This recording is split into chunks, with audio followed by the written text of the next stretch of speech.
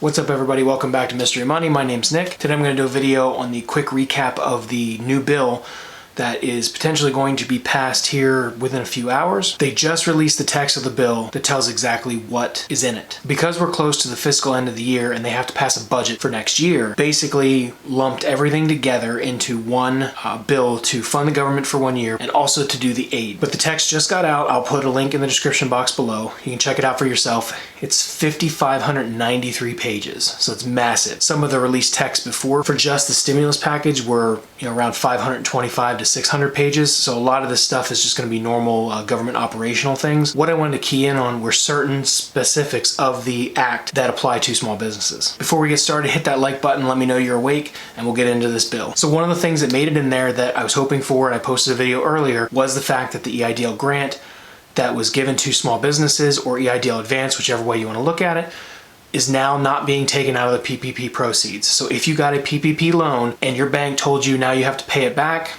this should retroactively go back and remove all of that requirement to repay it. If you're looking for it, that's on page 2190, under section 333 of the Repeal Eidl Advance Deduction. Under section 332, which is Emergency Eidl Grants. So this refers back to the section 1110 of the CARES Act, in which it talked about the Eidl grants. They're basically striking language that would have made it expire from December 31st, 2020 to December 31st, 2021, and meaning that you can still apply for the grant or loan should you need it. Now they did build in language in here for the Treasury to verify that you are eligible to get a loan, which was always in there, but people were going around it and doing some shady things, creating businesses, all that. So I think they're definitely going to be more scrutiny around it, but it does make more money available. And they are appropriating more funds to it. It went from $20 billion to $40 billion just for that grant portion. Another thing that made it into this bill, under the Eidl Advance, as it's concerned to the IRS and taxability, on page number 2009, it states that these grants will not be included in your gross income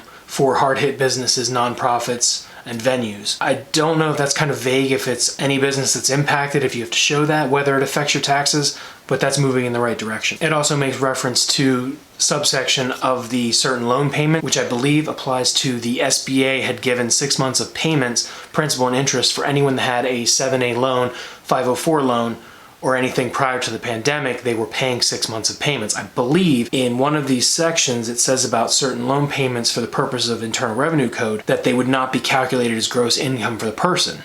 So if you receive those payments for those loans, that you're not going to have to then consider that as income. I know there was some talk of where the IRS would be, or banks would be sending out 1099s, that you would have to claim that as income. According to this, and don't take me 100% positive, but it looks from the reading that that is going to be the case, and they're going to strike that from income. There's also paragraphs in there from the PPP program that's going to state that that will no longer be accounted for gross income, and that you will also be able to rewrite those, you'll be able to write off those deductions for the expenses that you used. I know that was a big thing that happened because a lot of people that got that money were saying, okay, great, I got the money, but I can't write off those expenses, so it's going to make my income look so much more and pay higher taxes.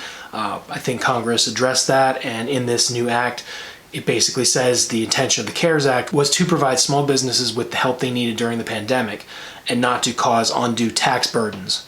So I believe they fixed that by changing the language of the original CARES Act. And of course it goes into the unemployment benefits being extended and a moratorium on rents that's basically being kicked down the road. I think it's extended for 1 more month, and so much money is allotted towards that. I believe this is a good start to a bill, but I also think that there's going to be more needed down the road, or at least more presented down the road. But this was a huge way to address some of the issues that they were facing as far as the EIDL, PPP, tax implications coming to the end of the year. You know, it's the 21st of December, and a lot of people are trying to get their head around what they're going to do for tax season, how they're going to prepare. I think this is going to alleviate a lot of those issues with small businesses. They're getting ready that could have potentially been hit by a huge tax liability. So it's a step in the right direction. I'm just now skimming through most of this bill. It's 5,500 pages, so I don't think I'm going to sit here and read it all night. I'm going to pull out some more of the things and take a look at it, but I highly encourage you to find it. It's linked below. Check it out. It's pretty easy. Download it as a PDF and then search through terms you want, like EIDL, PPP, SBA, things like that, and you can kind of see exactly what I'm talking about. Thanks for making it all the way to the end. If you enjoyed this video, do me a favor, hit that subscribe button so you don't miss any future videos that I post. Until next time, this will probably be the last video I post before Christmas, so I want to say Merry Christmas to everyone out there. I wish you the best in the new year, that no matter how bad things get, we will always get through it. We were resilient as a country. I truly believe that we will continue to get through all the hurdles that are placed in front of us. Until next time, have a great day.